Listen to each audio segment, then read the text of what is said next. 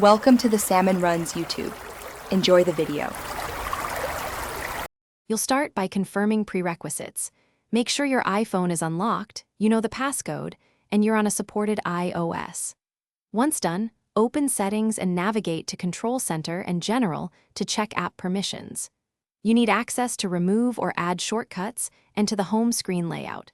Doing this prevents interruptions while you change which calculator app shows or add a third-party calculator. Now locate the calculator entry and prepare to modify Control Center or home screen placement. Next, you'll switch which calculator is accessible.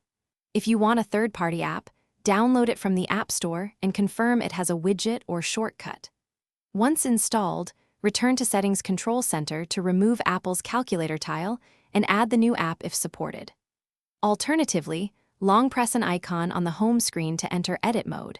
Drag the new calculator to a preferred spot and move the original into an app library folder. This ensures the calculator you use is front and center. Finish by testing every access point. Open Control Center, tap the home screen icon, and try the widget if present.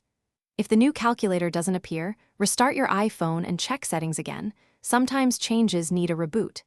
Make sure both iOS and the app are updated, and if icons are missing, use Settings General Transfer or Reset iPhone Reset Home Screen Layout. This clears layout glitches while keeping apps. Then retry placement and confirm functionality. Thanks for watching. Consider subscribing if we helped you.